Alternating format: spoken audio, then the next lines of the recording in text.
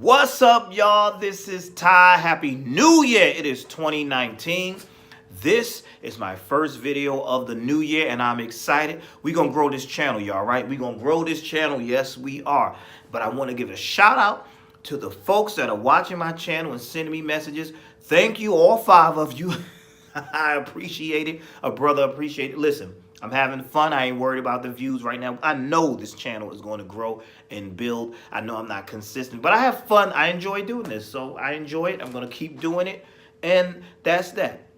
With that being said, let's get right to it. Let's talk about this TV show on the Oprah Winfrey Network called Greenleaf. Now, this is not a new show. This is the 3rd season. Now, I've started on the 3rd season. When the show premiered, I did watch 1 or 2 episodes, and it was good. Basically, the premise is about this family. It's Bishop and his family, and he's the head of this sprawling mega church out in Memphis. It's Calvary Church. It's a beautiful church. He has a beautiful family. His daughter Grace comes home after being away from the family, let's say 15, 20 years, with her daughter, and she's kicking up dust, and all the drama just unfolds. Now, it was good, but it didn't hold me for some reason. Not that it wasn't good. I think there was other things I was doing, other shows, and so I really wasn't paying that much attention to it. And I'm like, I've seen this type of premise before, the coming back home and dealing with your family. So I was like, oh, okay, it's all right. It's good. It wasn't bad. It was good. But let me tell y'all, season 3, I started with season 3. I've seen all of season 3. I binge watched, and it was really good. It was really good. I love this show. I was sitting in there like, these church folks is crazy. What is going on? It was so much going on. It was so well written, well acted. I just really, really enjoyed it, and now I have to go back and check out seasons 1 and 2, just so I can be totally familiar with all of the characters and what was going on. But let me tell you, Calvary Church, they got some mess going on up in there. And it's funny because I watched this when I came home from church, and I just binge watched. I was in my living room watching it, and then it got late. I went in the room, was on my tablet watching it. And what it reminds me of is the time me and my wife used to watch that show Revenge, where we would be at the edge of our seat like, what's going to happen next? Just wanting to know what's going to happen next. And let me tell you why I like this show. I like it for the excellence, the beauty, the black excellence. Everybody's just doing so good. It's something that, I don't know. I don't know about you, but it's me. I love seeing somebody living somewhere nice. I know these are fictional characters, but everybody has a nice house. Bishop Greenleaf, he has a beautiful home, him and his wife. The children have a beautiful home. Hell, even the secretary has a nice place to stay. I'm like, damn. Anybody got a raggedy place? No. I like that. I like that. I know it's just good to look at. Everybody looks so good. The church is big and beautiful. I like that. I just like that everybody just looks great. There's nobody raggedy, or at least not in season 3. Now, their lives are a little bit raggedy. That's a whole different story. So it's pretty much about Bishop James Greenleaf, his family. It's about Grace coming back home to her family. Bishop Greenleaf, that's played by the wonderful Keith David, and his wife, the first lady, who is an ice queen, but she's lovable. She's just the first lady diva, played by the awesome, beautiful, sexy Lynn Whitfield. And it's just so much drama. They have 3 children. This is what I know so far based on season 3. Grace is the troublemaker. Grace is the one who's been estranged from the family. She's the most conscious and the one that stands up for what is right. And she's just airing out she's the one that brings the truth to everything. In this season, she's dating a reporter. She's working with this woman who was on trial for murdering her husband, who was abusive, and she's uncovering things. Now, let's start with the parents, though. That's Grace, because I believe Grace is the main character. At least she was the first season. Bishop Greenleaf and May are having marital problems. And this is going to affect the church. And the problem is, May believes that the bishop has been cheating on her with this new church hoe. I'm so ignorant. This new church hoe played by LaToya Luckett, and her name was Rochelle Cross. And kudos to LaToya Luckett, who we know from Destiny's Child. It's good to see her acting. I know she had a show of her own, I think, on TV One. It probably got canceled, whatever. But she was stellar in this because she's this sneaky, manipulative woman who is here. I was trying to figure out, what is this girl up to? She is out to destroy the Greenleafs and seek revenge, because come to find out, Daddy Greenleaf killed her daddy, or she blames him for her daddy's death. It's just so many twists and turns. I'm like, wow, what is going on? So I was sitting there like, these church people is something else. They something else. They something else. But it was really, really good. So like I said, May is upset with the bishop because she feels like he's been cheating on her with this woman, and she's had enough. Bad enough, he cheated on her with her sister. But see, May, she's not all innocent either. She was sleeping with some dude named Lionel, and it's just crazy. And it was just so much going on. I'm like, dang, they got a lot going on. This first family is really dysfunctional. Anyway, the church is in some trouble. They got some financial problems. So May and the bishop decide they're going to play nice and stay in the same house together until they figure out how to, get rid of this tax problem, these money issues that they're having. And in comes Patti LaBelle's character, this prominent bishop / singer who, everybody loves. And she done came in and put a battery up in May's back. Now May is gassed up thinking she gonna take over the church because what? Because Patty's character told her, you can take this church. You can take this church. You can. And everybody know, in most cases, the first lady doesn't usually take over the church. If the bishop steps down or get in any type of trouble, they get a new bishop and a new first lady. It's very rare. I don't know any first ladies that have taken over a church. I know a first lady who got divorced, started her own church, but she didn't take over the other church. But yeah, so she got the battery in her back, and she getting ready to do May Day or whatever it was called and all this stuff. And this was like really interesting. I said, this show is really good. Why didn't I watch this? What? But I'm glad I'm here now. So we got that dynamic going on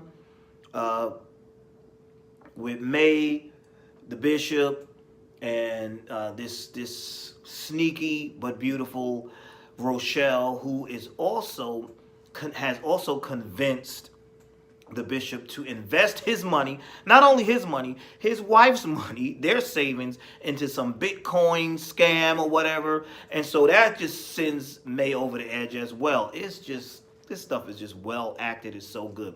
Now let's get into the children. They have 3 children. They have Grace, who I spoke about. That's the estranged daughter who's back home. She's the one that's always on the side of right. She's very liberal. She has her daughter. In this season, her daughter was sick. We're not going to give it away because I don't want to tell everything. I want you to watch it if you haven't watched it. Then we have Jacob. That's their son. He's married. He has some issues, him and his wife. His wife don't trust him because he was, cheating on her back in the day or whatever, slipping and sliding. And they have this daughter, Zora, who I want to smack every time I see her because she's a spoiled brat. She don't listen. She's hard-headed. She don't listen. She's pissing me off. She's hanging out with she's sneaking, trying to meet up with this little boyfriend of hers who ain't no man. Anytime you put your hands on a woman, you ain't no man. This little boy is putting his hands on her. Her father want to rough him up. She's so in love. She ain't listening to her cousin. She ain't listening to nobody telling her to leave him alone. She's sneaking off, trying to see him. She ran off. She just was pissing me off. I wanted to smack her. They had to send her to grandma's house so that she could behave. And she still, when she turned 18, she gonna run off with this dude. The dude ain't good for you. So I'm screaming at her every time she came on the screen like, what's wrong with this little girl? That's when I know I like a show, when I start taking it personal because, I got a daughter. And I'm like, yo, I'm gonna hurt this guy. I'm gonna hurt this guy, and this little girl better listen. Then she's stealing from the church. She's stealing out of the collection plate. You, you going to hell. You can't do that. You can't. I mean, you going to hell. You can't do that. Don't steal from the church, even though I know that's a whole nother story. But don't steal from the church, Zora. That's wrong. It's wrong on many levels. We also have the youngest daughter, Charity. Her name is very fitting because she is truly a charity case. I forget the actress's name, but I did find out that she is one of the Winans. Now, if y'all know the Winans, BB and CC, the Winans brothers, the group, or, mom and pop Winans, that's a big gospel music family. So she's a part of gospel music royalty. She's the daughter of one of the Winans, and she's playing Charity, who is a singer, go figure, in the church, but she wants to preach, but her father won't let her preach. But that's only one of her problems. That's why I call her a charity case, because she has so much going on. Let's see. She got married. Her husband turned out to be gay. I mean, that could be devastating. She had a child with him. They broke up. She has the child, but then she finds this other guy who was a singer, and she's going on tour with him. That's her boyfriend now. But in walks the gay ex-husband saying, listen, I want to spend time with our child. She's still in her feelings because she's mad that her ex-husband is gay. So she doesn't want him to spend time with his child. Charity, you're wrong. I know you hurt, but you're wrong. You can't do that. You're wrong. Bottom line, you're wrong. You can't do that. He is the father. You can't do that. I'm being rude. Hold on. Let me take this gum out my mouth. All right, that's better. Charity, you're being ridiculous. You cannot do that. You cannot do that. You have to let this guy, and I'm yelling at Charity. I'm like, Charity, let the man be with his child. Yeah, he gay, but that's still his son. Come on. So he says, listen, you're not going on tour with my child. He sounded like me. He was like, you ain't going on tour with my child. I want to spend time with him, or, I can call the police. So she decides she's not going to go on the tour. Then the guy that was her boyfriend, he's kind of annoyed with her. He done moved right along, so nobody really stays with Charity. He moved on to somebody else, got somebody else in the tour, whatever. Charity lets this child stay with the father, but then she sees that the father's boyfriend or whoever he is there, so she gets in her feelings again. Now she's going to run off with the child and try to go back on tour, but it's too late because homeboy from the tour that found somebody else, replaced her. He don't want to be with her. He don't like her drama. I felt bad for Charity because poor Charity just can't. One man is gay. This one dumped you. Daddy won't let you preach. Charity just can't find her way. Things get a little bit better for Charity, but I just felt sorry for old poor little Charity. What else is going on in the show? Like I said, there's so much going on. Oh, yes. Back to Rochelle. So now I forgot to mention that Jacob, y'all correct me in the comments if I'm wrong, Jacob runs his own church. He's not at Calvary. He runs his own church. But the problem with that is he got that church from some other pastor who was in some money troubles. And now the pastor's wife is the secretary at this church. And I'm not understanding. That's very weird. You were the first lady. Now you the damn secretary. Damn. Talk about a demotion. So anyway, Jacob and that woman have this sexual tension, and I'm like, they gonna sleep together. I just knew they was gonna sleep together. Something was gonna happen. But then here's more of a twist.